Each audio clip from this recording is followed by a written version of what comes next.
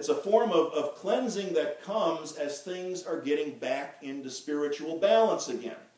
The only way for us to be able to get through that cleansing and get back into balance is to be able to rest in God or to rest in spirit, to find that state of consciousness, that Noah state of consciousness, that can abide in that safe place, resting in God, resting in the safety of the ark that he built. Again, the ark is our spiritual nature, as a place of refuge. Anyone here ever reached a point in their lives when everything seemed to be out of balance? Where life seemed to be unmanageable? Where there's greed or desire or fear cropping up, addiction, lack consciousness, all of those things that have the potential to capture our awareness and fill our consciousness to the point where it seems like there's no room for anything else? When that happens, we're out of balance. What happens when we're out of balance? Well, it works the same way in consciousness as it does in the natural world. The natural world wants to stay in balance. The reason there are storms in the world, I mean real storms like hurricanes and thunderstorms and things like that, is because you got high and low pressure systems trying to stay in balance. You've got hot and cold air masses that are trying to stay in balance. And in the course of getting back into balance, there's going to be some cleansing. There's going to be a storm. There's going to be a flood. It's inevitable. It may not always be pleasant, but we always have the means to get through it because, again, that Noah state of mind is something that is a part of us. All of these characters and things are part of us all the time. We may not be in touch with it, but these stories invite us to get back in touch with what's already there. The spiritual consciousness, Noah, the place of spiritual refuge, is always, always within us. So, the message in the story of Noah is don't wait for a flood. It's going to come, but don't let it get to that point first. Take steps now to get in touch with that and to stay in balance. You know, Noah listened to the guidance of spirit, even though people were telling him he was crazy. He trusted it, and that's why he was able to create a calm and safe space, even in the midst of the storms that come up when we're out of balance. So we need to take steps now to learn how to tap into that. And then, once the flood or the storm is over, we're going to have everything that we need for that new beginning. Right? After the storm, there's always going to be a new beginning. Anytime there's a change, there's a new beginning. We go through the storm, and there's something on the other side. So, when we look at the story symbolically, there's a lot more to it than just a bunch of animals on an ark that Noah and his, 7 family members had to try to clean up after. I mean, how did that work, you know? But we can see that there's so much more to it that tells us about what we're going through in life right now. And if we want to look at this from the standpoint of Carl Jung, it'd be kind of fun to look at this from the standpoint of the archetypes that Jung talks about. Okay, let's try that. Let's see what we can find here. Here are some they call them Jungian archetypes. This is something that he wrote about. So the first archetype is the hero, a person who pursues a great quest to realize his destiny. The hero in this story, of course, is Noah. That's pretty obvious. And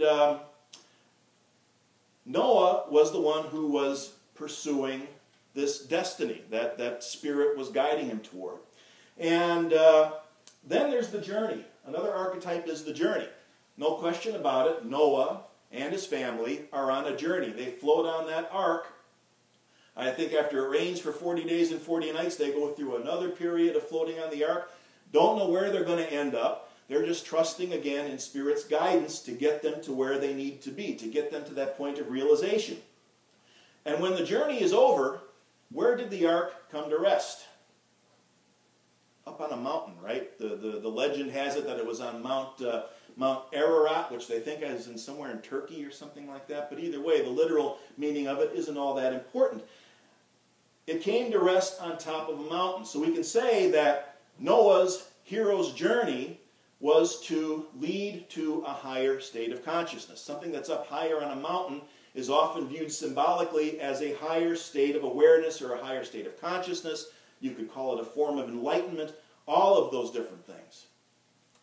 Another archetype, the shadow, which Jung calls the amoral instinctual animal past. All right?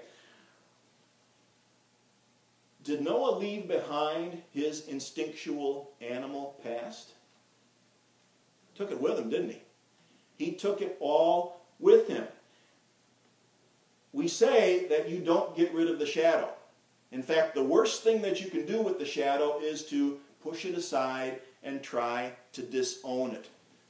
In the process of this journey, Noah and his family took along, they owned, and took with them the shadow, which is an important way of keeping the shadow from causing problems in our lives, to re-own the shadow.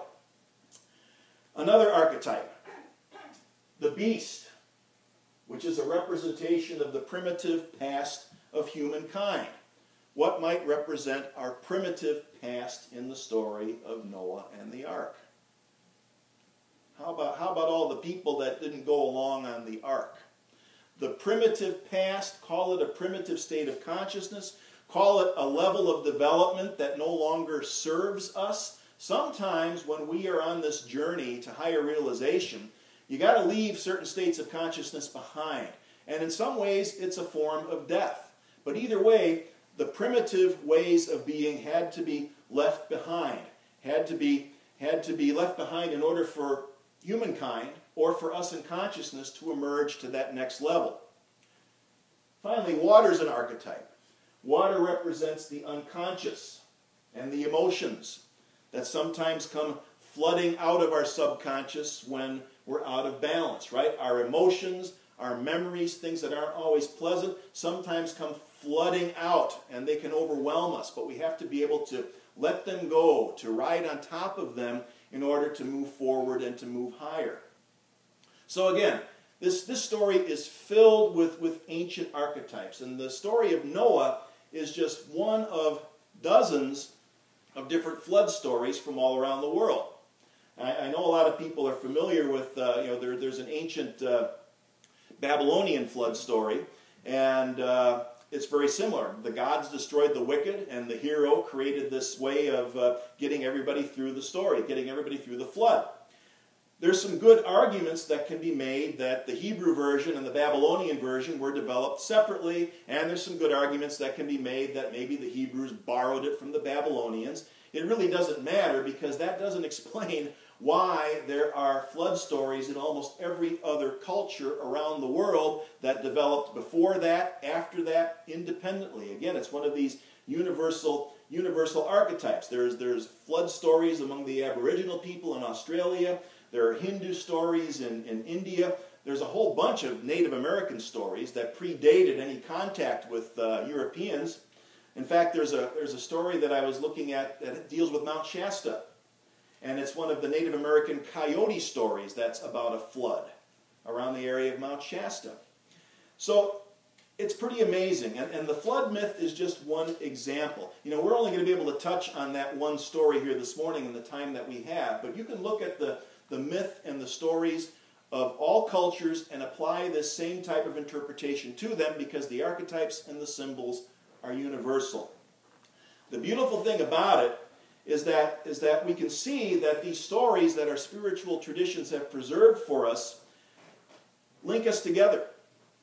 They link us together. They draw on something that all of humankind inherits. And if we truly believe that we're all somehow one or linked in consciousness, this is pretty good proof from it. So as we play with these stories, and that's really what they invite us to do with them, is to play with them, to look at the characters, to look at the events, and apply it to our lives. When have I been like Noah? What can I do to be more like Noah, to create that place of spiritual refuge within myself? How often do I resist the inevitable floods that are coming and just make matters worse?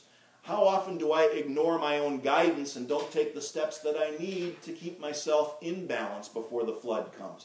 All of those kind of questions that we can ask ourselves, see ourselves in the story, because the story is about us, and use that experience to find ways to thrive in this ever-changing world of ours. God bless you all. We'll see you next week. Thank you. Thank you. So this is the time in our service now where we have the opportunity to be changed.